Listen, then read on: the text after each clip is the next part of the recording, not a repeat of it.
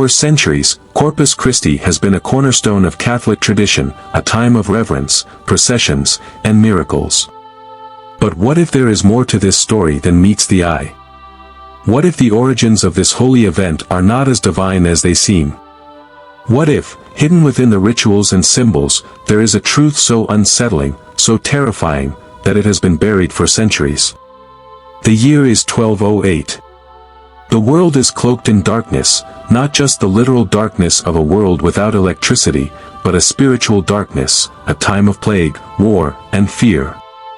In the small town of Liège, in what is now modern-day Belgium, a young nun named Juliana retreats to the cold, stone confines of her convent. She is devout, pious, and deeply devoted to her faith. But something is stirring within her, something she cannot ignore. It begins as a whisper, a faint murmur in the back of her mind. Then, it grows louder, more insistent, until it consumes her entirely. It is a vision. Juliana sees the moon, full and radiant, but there is something wrong with it. A dark spot mars its surface, a blemish that seems to pulse and writhe as though alive. The moon, she understands, represents the Church, its light, its guidance, its divine purpose. But the dark spot is a void, a missing piece, a sacred truth that has been forgotten, ignored, or perhaps deliberately hidden. The vision recurs, night after night, haunting her dreams and waking hours alike. Juliana is tormented by its meaning. She prays for clarity, for relief, but the visions only grow more vivid, more unsettling. Finally, the message becomes clear: the Church is incomplete. It lacks a feast, a celebration to honor the Eucharist, the body and blood of Christ.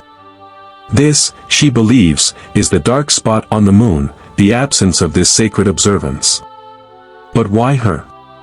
Why has this revelation come to Juliana, a simple nun with no power, no influence, no voice in the grand machinations of the Church? The answer lies in the nature of the vision itself. It is not a gentle revelation, not a comforting message from a loving God. It is urgent, desperate, almost demanding. The dark spot on the moon is not just a symbol of absence. It is a warning. Juliana confides in her confessor, a priest named John of Lausanne. At first, he is skeptical. Visions are not uncommon in this era, but they are often dismissed as the ramblings of hysterical women or the delusions of the overly devout. Yet, there is something about Juliana's conviction, the intensity of her visions, that gives him pause.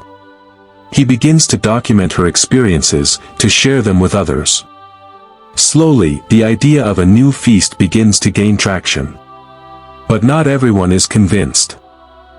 The Church is a powerful institution, one that does not take kindly to challenges to its authority, even from within.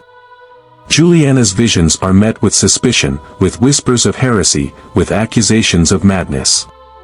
Some even suggest that her visions are not divine at all, but demonic, a trick of the devil to sow discord within the Church. The dark spot on the moon, they say, is not a call to action but a mark of corruption. Juliana's life becomes a living nightmare. She is ostracized, ridiculed, and threatened. The very faith she sought to strengthen now turns against her. Yet, she remains steadfast, convinced that her visions are a message from God. But as the years pass, the toll becomes unbearable. The visions grow darker, more chaotic. The moon is no longer just blemished, it is fractured, crumbling, as though on the brink of collapse. What does it mean? Is the Church itself in danger? Or is it Juliana's soul that hangs in the balance? In 1258, Juliana dies, her dream of a new feast unrealized. But her vision does not die with her. It lingers, a ghostly presence that haunts the Church. Finally, in 1264, Pope Urban IV establishes the Feast of Corpus Christi, fulfilling Juliana's prophecy. But at what cost? Was Juliana truly a vessel of divine revelation, or was she something else entirely? A pawn in a larger, darker game? A harbinger of something far more sinister? The dark spot on the moon remains, a symbol of the unknown, the unseen, the unspeakable. And so, we are left with questions that may never be answered. What did Juliana truly see in her visions? Was it a message from God, or something else? Something older, darker, and far more dangerous. Urban IV knew that such a feast required more than just a papal decree.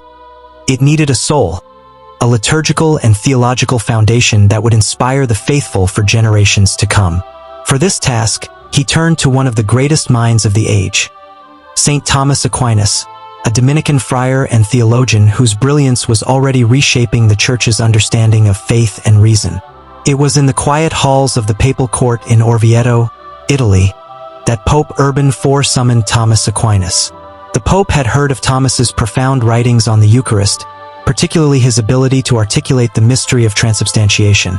The belief that the bread and wine truly become the body and blood of Christ. During the Massachusetts, Urban IV saw in Thomas not just a scholar, but a poet of the divine, someone who could translate the ineffable mystery of the Eucharist into words that would stir the hearts of the faithful.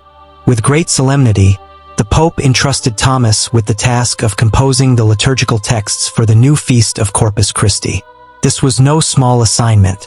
Thomas was to create hymns, prayers, and antiphons that would capture the essence of the Eucharist and inspire devotion across Christendom. Thomas Aquinas, though known for his towering intellect, was also a man of deep prayer. He understood that this task was not merely an academic exercise but a sacred duty. Retreating to his cell, he immersed himself in prayer and meditation, seeking divine inspiration. The result was a series of liturgical masterpieces that would become timeless treasures of the Church. Among the texts he composed were 3 hymns that would stand the test of time.